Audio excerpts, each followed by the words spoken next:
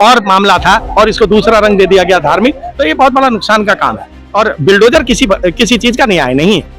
ये परिभाषा गलत दिशा में जा रही है और इससे भारत का माहौल बिगड़ेगा हमेशा। अगर ठीक पलट के, जो मुसलमान कभी भी नहीं चाहेगा कि इस तरह की भाषा शैली का मैं इस्तेमाल करूं। अगर मुसलमान कहीं गलती से ये शब्दों को दोहरा दे तो उसके लिए जेल भी है, उसका घर भी तोड़ा जाएगा, उसे सख्त से सख्त सजा भी मिलेगी और उसका परिवार, उसके खानदान का जीवन बिल्कुल नष्ट। इस तरीके से क्या कानून न्याय करेगा लोगों के साथ कि अगर मुसलमान है तो उसको हर तरीके के जितने भी धाराएं हैं, जितने कानून है, वो उस पर लागू हो जाए, और अगर वो मुसलमान नहीं है, गैर मुस्लिम है, तो उसकी रियायत बरती जाए। ये कानून की परिभाषा नहीं है। और ये बताइए कि उत्तम नगर की घटना को आप कैसे देखते हैं? क्या पूरे देश में क्या सिर्फ बुलडोजर राज चलेगा? कोर्ट कचहरी को बंद कर देना चाहिए?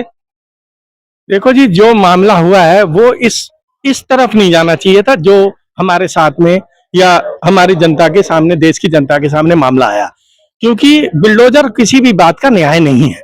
और इससे पहले आदमी को कानून के शरण में जाना होता है, पुलिस जांच करती है, जज उसके फैसले देते हैं, तब जाके किसी का घर। अच्छा, एक ही परिवार का था वो, क्या एक ही शख्स का था?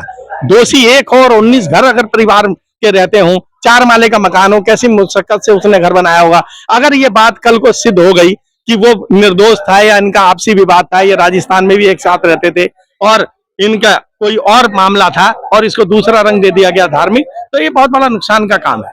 और बिल्डोजर किसी चीज का न्याय नहीं है। ये परिभाषा गलत दिशा में जा रही है और इससे भारत का माहौल बिगड़ेगा हमेशा। लेकिन सुप्रीम कोर्ट ने तो कहा था ना गाइडलाइन में कि भाई आपसे आप घर नहीं गिरा पाओगे, इस देश में कोर्ट है, न्याय है।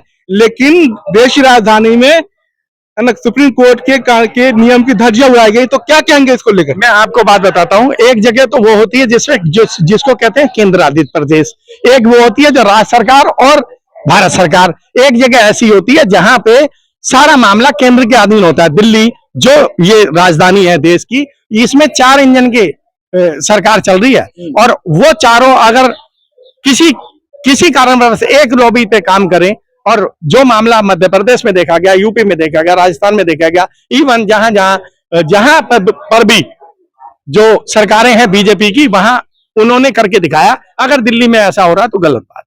लेकिन ठीक ऐसा है कि 12 साल के बच्चे के ठीक माथे में से गोली मारी जाती है और कुछ नहीं होता वहां यूपी में।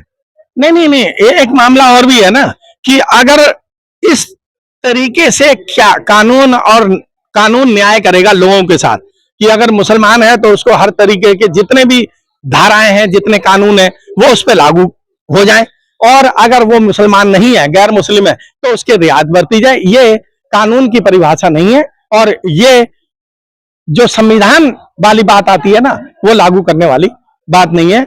कानून के मद्देनजर पुलिस को, नेताओं को, सरकारों को 2 आंखें हैं, तो दोनों को एक समान देखना चाहिए। क्या कहेंगे उन लोगों से जो कहते हैं उत्तम नगर में कि हम ईद मनाने नहीं देंगे, अब तो खून की होली होगी? हिंदूवादी कई संगठन ने कहा खुलेआम। वो लड़का जो व्यक्ति है ना, वो दरअसल एक दल है, हिंदू रक्षा दल, उसका वो प्रदेश अध्यक्ष है उत्तराखंड का। वहां उसका मनोबल बढ़ा हुआ है। अब उसे मौका मिल गया, दिल्ली में उसने प्रवेश किया। जिस तरीके की उल जलूल भाषा का वो इस्तेमाल कर रहा है, अगर ठीक पलट के, जो मुसलमान कभी भी नहीं चाहेगा कि इस तरह की भाषा शैली का मैं इस्तेमाल करूं। अगर मुसलमान कहीं गलती से ये शब्दों को दोहरा दे तो उसके लिए जेल भी है, उसका घर भी तोड़ा जाएगा, उसे सख्त से सख्त सजा भी मिलेगी और उसका परिवार, उसके खानदान का जीवन बिल्कुल नष्ट कर दिया। न्याय व्यवस्था सबके लिए बराबर नहीं है। हमको ये लगता है कि हमारे साथ में दूसरे नागरिक का मापदंड और हमारे साथ न्याय जो किया जा रहा है वो दो श्रेणी का किया जा रहा है। एक समान कानून की का मामला हमारे। क्या इस देश में मुसलमान को तीसरे दर्जे का नागरिक समझा जा रहा है इंसाफ के मामले में? नहीं, महसूस हो रहा है पिछले 10, 11, 12 सालों से ऐसा महसूस होता है कि मुसलमानों के साथ में इस पे गौर करने की जरूरत है। बुद्धिजीवी सामने आए, मुसलमानों के वकील सामने आए, रिटायर IAS, IPS सामने आए, वो अपनी बात को रखें और कानून की हैसियत बताएं, तब जाके बात बनेगी। गिरफ्तारी 14 लोग की हुई है, लेकिन दूसरे पक्ष की तरफ इसमें कोई अरेस्टिंग नहीं हुई है उत्तम नगर मामले में। देखो, दिल्ली पुलिस कर रही है अपने स्तर पे जांच, मगर वो प्रभाव में भी आ गई है। जैसे 100 आदमी अगर जाके पहुंच जाते हैं तो कह देते हैं थाने में, ये हमारा व्यक्ति निर्दोष है, और 1000 आदमी उंगली कर दें कि ये वाला घर जो है वो टूटना चाहिए, हमें पसंद नहीं है, तो तोड़ दिया जाता है। ये बात अच्छी नहीं है।